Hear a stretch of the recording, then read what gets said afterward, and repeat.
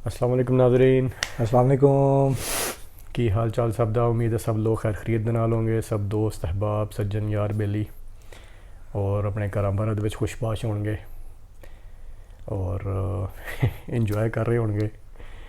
बाकी है वे कि थोड़े जे जिस तरह पाकिस्तान के थोड़े जे हालात वगैरह बारिशां वगैरह की वजह तो सैलाब वगैरह की वजह तो अजकल बने हुए ने काफ़ी ही हालात ख़राब बलूचिस्तान, सिंध, केपी, पंजाब, स्पैशली जनूबी पंजाब दे विच।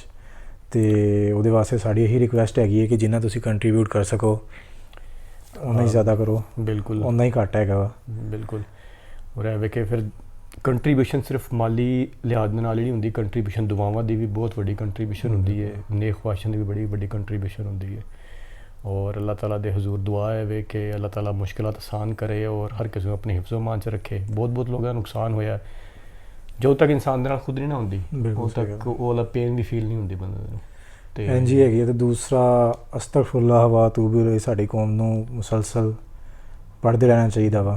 कारोबारी हज़रात भाएं तुहाडे नाल स्पैशल रिक्वेस्ट हैगी है कि ये टाइम नहीं हैगा कि तुसी 4,000 वाला टेंट जिहड़ा हैगा 15-15,000 दे विच वेचो। तो ਜਿਹੜੇ आई थिंक ਜਿਹੜੀ सोसाइटी हैगी है ਉਹਨੂੰ ਹੁਣ रोल प्ले करना चाहिए कि ਜਿਹੜੇ ऐसे हज़रात हैगे ने उन्होंने प्यार ਦੇ ਨਾਲ बार-बार वाज करन, नसीहत करन। साडी सोसाइटी अलहमदुलिल्लाह जिहड़ी है ना वो बड़ी एक्टिव है और बड़ी सेंसिबल सोसाइटी है। हाँ जी। चैरिटी के मामले दे विच नाज़रीन मैं भी मतलब मुख्तलिफ नैशनैलिटीज़ दे नाल मिलदा रहना डेली बेसिस दे उत्ते पूरी दुनिया दे नाल ही। खैर हुण ते हर किसी दा ही राबता है इंटरनेट दी वजह तो, लेकिन चैरिटी के पॉइंट ऑफ व्यू दे नाल पाकिस्तानी कौम वर्गी कोई कौम भी नहीं है अलहमदुलिल्लाह। असीं बड़े इत्मीनान और बड़े यकीन दे नाल कह सकदे हां। बिल्कुल। लेकिन सिर्फ और सिर्फ गल थोड़ी जी मैनेजमेंट दी अच्छे तरीके दे नाल चैरिटी हो जाए, मैनेजड कम हो जाए जिहड़ा चैरिटी दा अगले नूं बिल्कुल उस तरह का फायदा वा जिहड़ा तुहाडा ऑब्जेक्टिव है। बिल्कुल हां जी, बिल्कुल हां जी। ते बाकी अल्लाह ताला हर किसी मुश्किलात आसान करे और हर किसी दे उत्ते अपना रहम फजल रखे, अपनी हिफाजत दे विच रखे। आमीन। चलिए भाई चलो फिर अज दा क्लिप जिहड़ा हैगा अज देखदे की फाइनल कीता है क्योंकि भाई नूं नहीं फाइनल करदे ने और मैं तो पहले क्लिप्स वेंदा भी नहीं, खैर काफी अरसा पहले वेख के हुंदे ने। चलो जी बिस्मिल्लाह। चलो जी बिस्मिल्लाह करिए। ਅੰਮੀ ਜੀ ਮੈਂ ਵੀ ਤੇ ਤੁਹਾਨੂੰ 1000 ਵਾਰੀ ਕਿਹਾ ਕਿ ਉਹਦੇ ਨਾਲ ਉੱਚੀ ਨੀਵੀਂ ਗੱਲ ਨਾ ਕਰਿਆ ਕਰੋ। ਮੇਰਾ ਪੁੱਤਰ ਆ, ਜੇ ਉਹਨੂੰ ਮੈਂ ਸਮਝਾ ਲੈਣੀ ਆ ਤੇ ਇਹਦੇ ਚ ਮੈਂ ਕੀ ਉਹਨੂੰ ਗੋਲੀ ਮਾਰ ਲੈਣੀ ਆ ਜੀ। ਚਲੋ ਪਿਆਰ ਨਾਲ ਹੀ ਸਮਝਾ ਲਿਆ ਕਰੋ, ਤੁਹਾਡਾ ਪਹਿਲਾ ਤੇ ਆਖਰੀ ਲਫ਼ਜ਼ ਹਰਾਮ ਦਾ ਹੀ ਹੁੰਦਾ ਹੈ। ਨਿਕਲ ਵੇ ਬਾਹਰ, ਮੈਨੂੰ ਪਤਾ ਤੂੰ ਇੱਥੇ ਲੁਕਿਆ ਕਿਤੇ। ਲੱਕੀ ਭਈਆ ਬਾਹਰ ਆ ਜਾਓ। ਲੱਕੀ ਕਿਤੇ ਕੰਮ ਗਿਆ ਬਾਜੀ, ਮੈਂ ਕਹਿੰਨੀ ਇੱਧਰ ਦਫਾ ਹੋ। ਪਹਿਲੇ ਗਾਲਾਂ ਕੱਢਦੇ ਬਾਅਦ ਚ ਮਗਰ ਲੈਣ ਆ ਜਾਂਦੇ। ਮੈਂ ਵੀ ਨਹੀਂ ਜਾਣਾ ਅੱਜ। ਅੰਮੀ ਚਲੋ ਰਹਿਣ ਦਿਓ, ਫਿਰ ਪਰੌਂਠੇ ਵਾਪਸ ਹੀ ਲੈ ਜਾਂਦੇ ਆ। ਆਹੋ ਤੇ ਦੱਸ ਐਵੇਂ ਇੰਨਾ ਬੜਾ ਕੀਮਾ ਵੀ ਪਾਇਆ ਵਿੱਚ। ਝੂਠ ਬੋਲਦੇ ਮੈਨੂੰ ਪਤਾ ਵਾ। ਚਲੋ ਠੀਕ ਆ, ਨਾ ਮੰਨ ਅਸੀਂ ਫਿਰ ਚੱਲਦੇ ਆ। ਠੀਕ ਆ, ਨਹੀਂ ਤੇ ਫਿਰ ਅਸੀਂ ਘਰ ਜਾ ਕੇ ਕੁੱਤਿਆਂ ਨੂੰ ਪਾ ਦਿੰਨੇ ਆ। ਚਲੋ ਆ ਜਾਓ ਅੰਮੀ ਜੀ।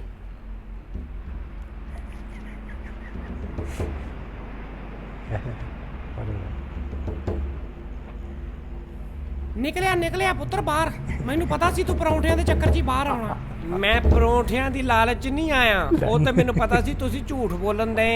ਨਾਲੇ ਹੁਣ ਤੁਹਾਨੂੰ ਕਿੱਥੋਂ ਮੇਰੀ ਯਾਦ ਆ ਗਈ? ਉਦੋਂ ਕਿੱਥੇ ਸੀ ਜਦੋਂ ਅੱਬੇ ਨੇ ਮੈਨੂੰ ਵੈਪਰਾਂ ਨਾਲ ਕੁੱਟਿਆ ਸੀ?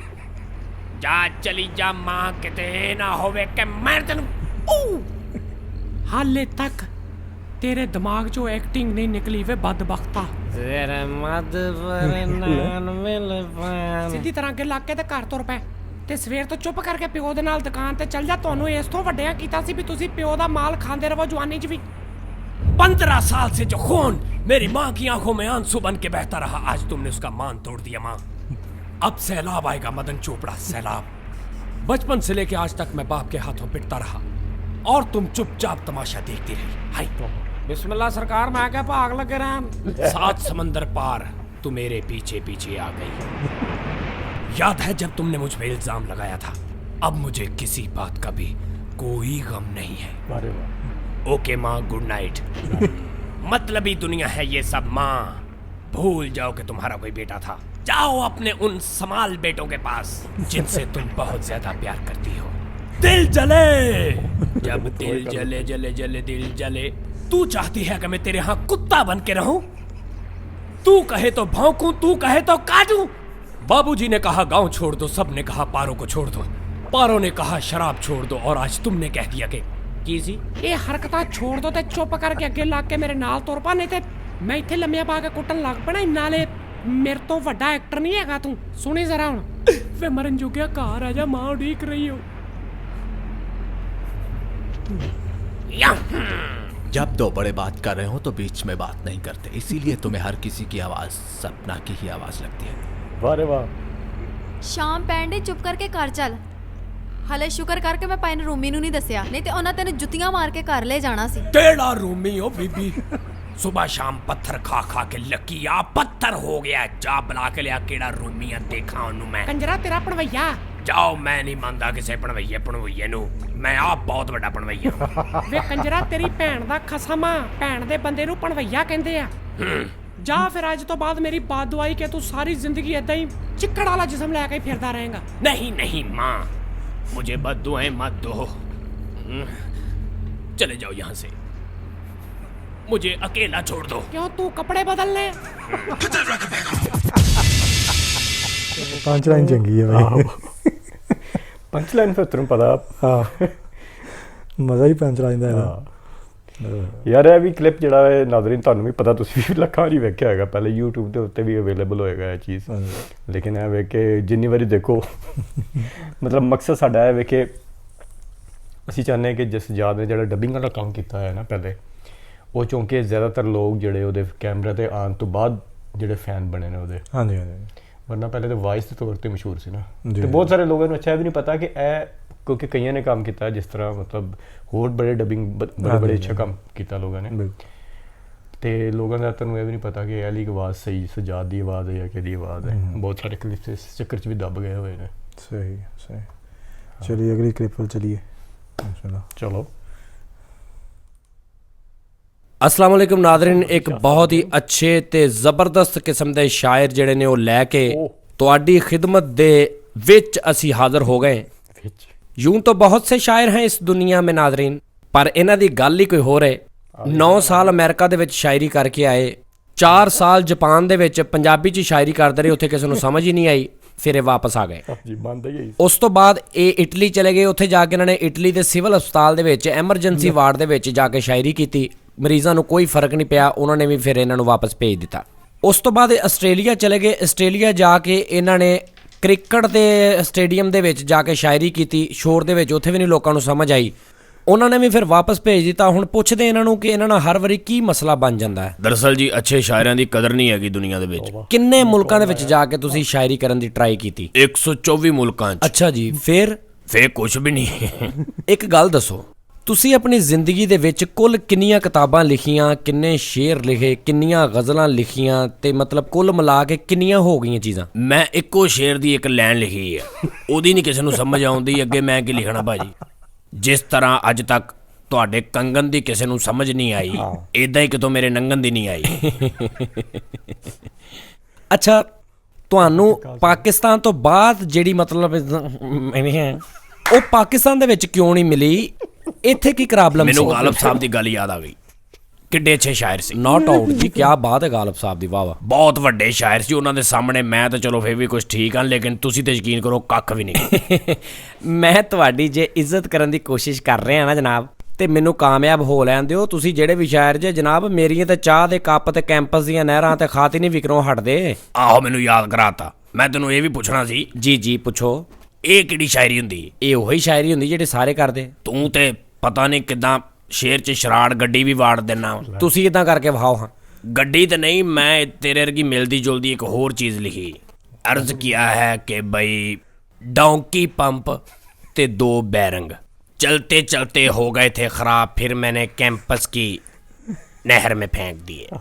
एक होर मेरी गज़ल आ, वो भी मैं तुहानू सुनाना, ਉਹਦੇ 'ਚ ਵੀ ਤੁਹਾਡੇ ਵਾਲੀ ਸੋਚ ਹੋਏਗੀ। बस करो चाचा जी, तुसी मेरे ही दुआले हो गए जे। ਜੇ ਤੂੰ ਨਹੀਂ ਬਸ ਕਰਦਾ ਤੇ ਮੈਂ ਕਿਉਂ ਕਰਾਂ। अर्ज किया है काश मैं तेरे खब्बे कान का झुमका होता। मेरे को कोई गलती हो गई? अपना लिखिया ते कोई शेर सुनाओ। ਇਹ ਤਾਂ ਤੁਸੀਂ ਮੇਰੇ ਸ਼ੇਰ ਨੂੰ ਵਿਗਾੜ ਦਿੱਤਾ ਹੈ। ਮੈਂ ਤੈਨੂੰ ਆਪਣਾ ਸ਼ੇਰ ਸੁਣਾ ਵੀ ਦੇਵਾਂ ਤੇ ਤੈਨੂੰ ਸਮਝ ਨਹੀਂ ਲੱਗਣੀ, ਫਾਇਦਾ ਹੀ ਕੋਈ ਨਹੀਂ। ਚਲੋ ਕੋਈ ਸਾਦਾ ਜਿਹਾ ਸੁਣਾ ਦਿਓ। ਤੇ ਆਪਣਾ ਹੀ ਕੋਈ ਯਾਦ ਕਰ ਲਾ, ਸਾਰੇ ਸਾਦੇ ਹੀ ਹੁੰਦੇ ਐ। ਨਾਜ਼ਰੀਨ, ਤੁਹਾਨੂੰ ਮੈਂ ਇਹਨਾਂ ਦਾ ਇੱਕ ਵਾਕਿਆ ਸੁਣਾ ਦੇਵਾਂ। ਲਾਹੌਰ ਇੱਕ ਮੁਸ਼ਾਇਰੇ ਦੇ ਵਿੱਚ ਇਹ ਗਏ ਇੱਕ ਦਿਨ, ਉੱਥੇ ਇਹਨਾਂ ਨੇ ਆਪਣੀ ਕਿਤਾਬ ਕੱਢੀ ਜਿਹੜੀ ਇਹ ਲੈ ਕੇ ਗਏ ਸੀ ਲਾਮਾ ਇਕਬਾਲ ਦੀ। ਜਦੋਂ ਕਿਤਾਬ ਖੁੱਲੀ ਨਾਲ ਫਿਰ ਉਹ ਗੱਲ ਵੀ ਸਾਰੀ ਖੁੱਲ ਗਈ। ਉੱਥੋਂ ਫਿਰ ਉਹਨਾਂ ਨੇ ਇਹਨਾਂ ਨੂੰ ਇੱਕ ਚਾਈਨਾ ਦਾ ਮੋਬਾਈਲ ਦੇ ਕੇ ਤੇ ਵਾਪਸ ਤੋਰ ਦਿੱਤਾ। ਇਹਦੇ ਨਾਲ ਹੀ ਨਾਜ਼ਰੀਨ ਤੁਹਾਡੇ ਕੋਲੋਂ ਇਜਾਜ਼ਤ ਚਾਹੁੰਦੇ ਆ, ਹਮੇਸ਼ਾ ਹੱਸਦੇ ਰਹੋ, ਵੱਸਦੇ ਰਹੋ। ਅੱਛਾ, ਆਪਣੀ ਕਿਤਾਬ ਕੱਢੀ ਲਾਮਾ ਇਕਬਾਲ ਦੀ ਵੀ ਉਹ ਆਪਣੀ ਕਿੱਦਾਂ ਹੋਈ ਕਿ ਬਸ ਸਿਰਫ ਪਰਚੇਜ਼ ਹੀ ਕੀਤੀ ਹੋਣੀ ਹੈ। ਇਹ ਕਿਸੇ ਨੂੰ ਆਹੋ, ਉਹ ਜਿਵੇਂ ਬੰਦਾ ਨੱਕ ਤੇ ਖਾਰਿਸ਼ ਕਰਦਾ ਆਵਾਜ਼ ਵਿਗੜ ਜਾਂਦੀ ਨਾ, ਬਾਰੇ ਬਸ ਜਾਨ ਬਈ ਤੋਬਾ ਹੀ ਆ ਬਈ, ਤੂੰ ਜਗ੍ਹਾ ਨਹੀਂ ਜਾਣ ਦਿੱਤੀ ਉਹ ਲਈ ਵੀ ਬਈ, ਤੂੰ ਸਾਦੀ ਨਿਗਾਹ ਦਿੰਦਾ ਉੱਥੋਂ। ਆਹੋ ਕਮਾਲ। ਹੋਏ ਹੋਏ ਹੋਏ। ਚਲਿਏ ਉਹ ਜੀ ਇੱਕ ਹੋਰ, ਹਾਂ ਇੱਕ ਹੋਰ ਪ੍ਰਕਾਰ ਕਿੰਨਾ ਦੀ ਐਸ਼ ਅੱਜ? ਤਿੰਨਾਂ ਦੀ ਅੱਜ ਐਸ਼। ਚਲੋ। ਯਾਸ਼ੀ ਕਰੋ। ਵਾਰੇ ਵਾਹ, ਨਾਜ਼ਰੀਨ ਆਜੋ। ਬੇਟੇ ਮਿਹਨਤ ਕਰੋਗੇ ਤੇ ਦਵਾਈਆਂ 'ਚ ਅਸਰ ਹੋਏਗਾ।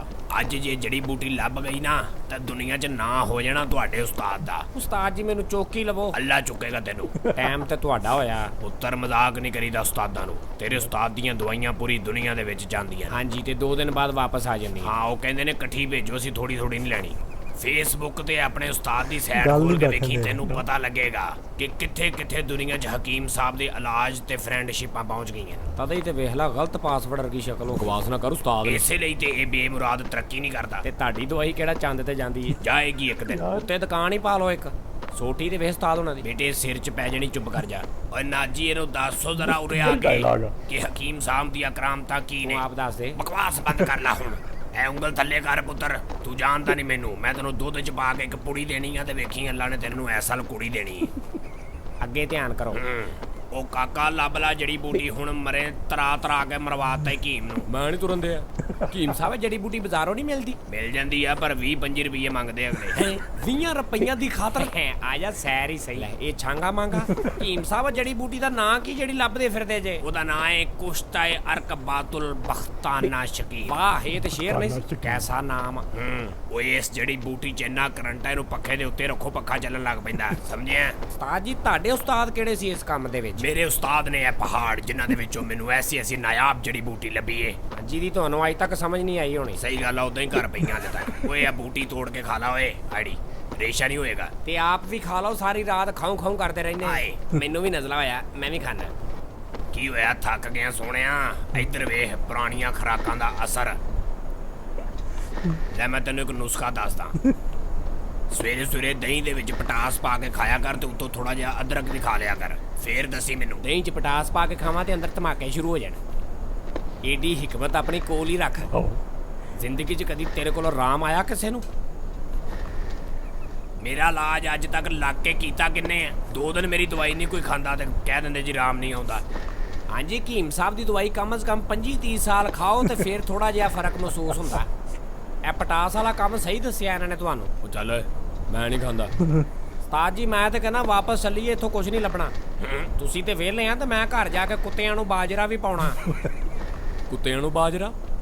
ਤੇ ਹੋਰ ਕੀ ਯਾਰ, ਮੈਂ ਵਿਹਲਾ ਵਾਂ, ਤੂੰ ਮੈਨੂੰ ਕਹਿ 1 ਘੰਟੇ ਬਾਅਦ ਆ ਜਾਣਾ। ਮੈਨੂੰ ਹਕੀਮ ਨੇ ਇਦਾਂ ਹੀ ਕਿਹਾ, ਮੈਂ ਤੁਹਾਨੂੰ ਕਹਿਤਾ। ਐਵੇਂ ਜਾਲੀ ਜੇ ਹਕੀਮ ਦੇ ਮਗਰ ਲੱਗ ਕੇ ਜ਼ਰੀਲ ਕਰਾਤਾ ਸਾਨੂੰ। ਕੀ ਕਿਹਾ ਜਾਲੀ? ਕੀ ਜਾਲੀ? ਤੈਨੂੰ ਮੈਂ ਇੱਕ ਪੁੜੀ ਦੇਣੀ ਆ ਨਾ ਤੇ ਤੇਰੀ ਤਬੀਅਤ ਠੀਕ ਹੋ ਜਾਣੀ। ਲੈ ਦੇ ਯਾਰ ਤੂੰ। ਆਹੋ, ਮਿੰਟ ਕੁ ਬਾਅਦ ਪੁੜੀ ਵਾਲਾ ਰੌਲਾ ਤੇ ਮੁੱਕੇ। ਉਹ ਇਸ ਟਾਈਮ ਨਹੀਂ ਹੈਗੀ ਮੇਰੇ ਕੋਲ। ਘਰ ਜਾ ਕੇ ਯਾਦ ਕਰਾਈ, ਦਊਂਗਾ ਤੈਨੂੰ। ਹੁਣ ਕਰਨਾ ਕੀ ਆ?